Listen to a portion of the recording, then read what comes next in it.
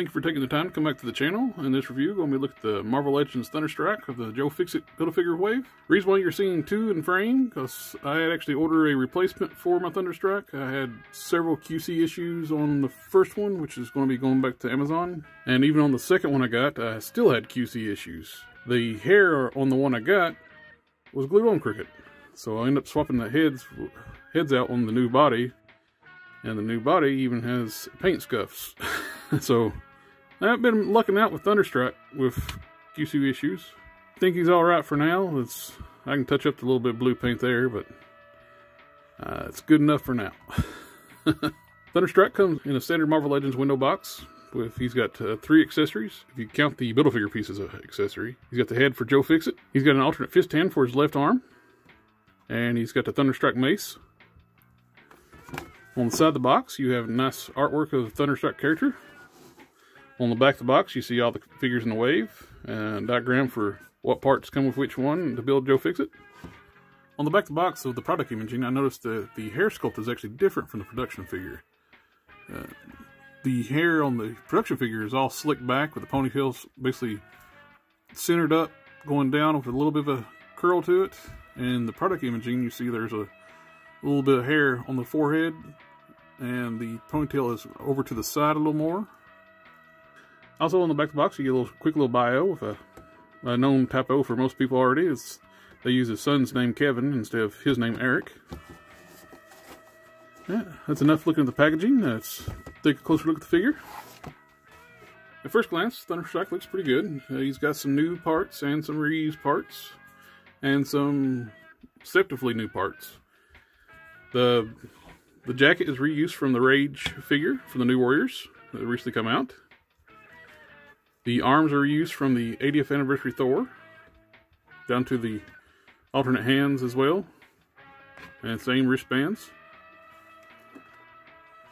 But everything else on the figure is new, actually. There's a new torso, new hips, new thighs, new knees, new boots, new feet, and of course new head sculpt. With the new head sculpt, personally I don't think this looks like the comic book character Eric Masterson whatsoever. It looks more like the Wrestler Triple H than it does the comic book character. I'm also not crazy about having only a yelling head. I don't mind having yelling heads for dynamic posing, for doing some ACVA, but give me an alternate head where it can have a neutral face. I want, like they did with the 80th anniversary Thor. If we only had a yelling head for Thor, I would have been upset with this too. But at least we got a nice neutral expression for Thor. Thunderstrike wasn't so lucky. Also, with going over the details of the figure, one thing they messed up by reusing Thor's arms and hands and stuff, Eric Masterson used his left hand primarily to hold the Thunderstrike mace. He held it, threw it with his left hand. He also had a 2-finger glove that covered his middle 2 fingers. I'm going to have to dig through my boxes to find a hand that'll fit this body and give him the proper gripping hand for his left. With his thighs, I originally thought they were Hyperion legs, reused from a Hyperion figure, but they are actually new molded legs to have it be pinless. And they're molded terribly as well, disproportionately, I mean. The thighs are shorter than the lower legs. The lower legs are actually longer than the thighs. And the calves are the same diameter as the thighs. And they made new knees, which has a weird transition. They're very, like a skinny profile. And they're actually half knees. You only got half the knee on the leg. As you can see with the original Hyperion style legs, you have a longer knee, and the transition between thigh and calf is cleaner between the knee with these knees here. With the boots, the knee guards are actually sculpted onto the lower legs, so they move with the boot. And you have a nice padded rib detail like those boots was displayed in the comics. And very nice looking boots. and these are all new as well. They're not reused from any previous figure. With the reuse of a lot of the 80th anniversary Thor parts, I kind of wish they, if they were going to make new thighs, wish they would have started with the 80th anniversary Thor thighs. They look so much better proportioned. These are longer thighs than they are shins, which what they should be, not the other way around like on Thunderstrike. Now let's do a quick rundown on articulation. The head neck is on a disc hinge. It's a very tight joint, which is good because otherwise we would possibly had a problem with the collar being high with the ponytail. But where it's a stiff joint, you can still look up pretty well. Really well, actually. Look down. It doesn't really have any tilt on the head, just a little bit of wiggle, but you can't really pose it. Full 360. Disc hinge shoulders. Same as on the 80th anniversary Thor. They go way up. Full 360. Bicep swivel. Double jointed elbows.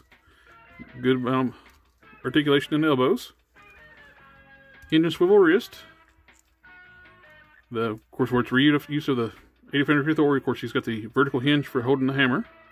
I'm sorry, his mace. The new torso has a diaphragm joint.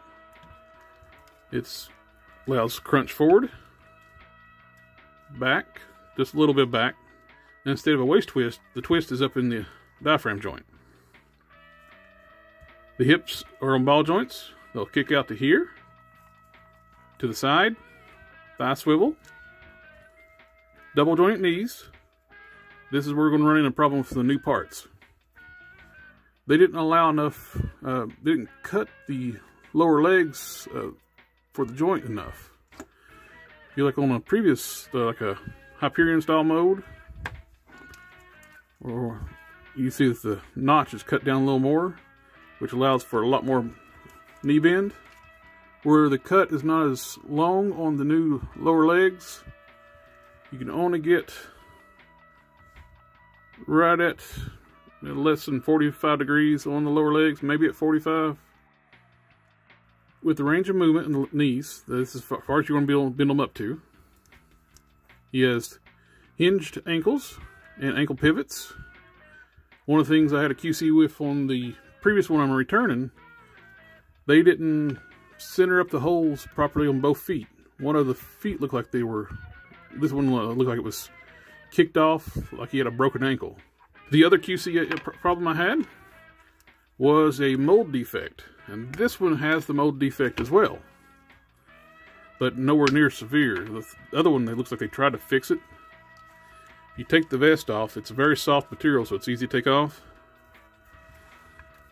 You can see defects in the mold itself. There's lines like cuts and grooves from defects in the molding process. The other one had these, but more severe. It actually looked like they took like a Dremel or sandpaper and tried to cut this off. I'll show a picture up on the screen of the defects I had on the other one. And there's a piece chipped off here, and there's still a piece chipped off on this one, just a little bit, but nowhere near as bad. Oh, I forgot to mention, the belt is floating piece. It's not glued down, so you can move it around. All right, let's get accessories back on them. Here we have Thunderstrike back together. With that said, let's do a little bit of comparison with Thunderstrike. Here we have Thunderstrike next to the 80th anniversary Thor and the Marvel Legends Hyperion figure. Here we have him next to a Bucky Cap and a Spider-Man UK. Here he is next to Hercules and Wolverine. Here we have him next to G.I. Joe Classified Snake Eyes and Pimp Daddy Destro. Again, after getting this figure, I was a little disappointed with a lot of the issues, quality control issues, and just kind of weird design choices of the figure. Because I don't really see us ever getting a 2.0 Eric Masterson Thunderstrike figure. I wish they could have nailed it out of the park off the bat, but all in all, I am glad to have a Thunderstrike figure, but I hate the fact I'm going to actually have to do a little touch up with the paint. This being my second one, I've got to touch up on the paint, try to find a hand that fits these arms to hold the mace on this proper hand. And it's tempting to change out the legs too. I got some blue thighs that came off the Amazon exclusive Luke Cage. So I'm very tempted just to heat and pop and change the thighs out. The tricky part's going to be where they're pinless legs, getting the knees out. I actually have to heat it up and cut inside to separate it out.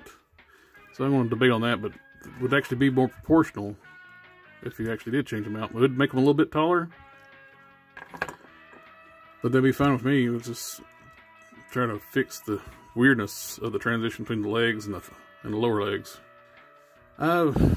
Overall, I'm kind of mixed feelings with the figure. I'm glad to have a Thunderstrike, but with all the issues of the figure, I kind of wish they would have took their time and designed the figure a little better. If you're not a fan of the character, I would say just go ahead and pass it on it. But if you want to build the Joe Fixit, it's going to be a must-get for a lot of people. I was going to get it no matter what, because I'm definitely wanting to build the Joe Fixit Hulk. But overall, if you're not planning on building the Build-A-Figure, I just about recommend not even get this figure. It's adequate.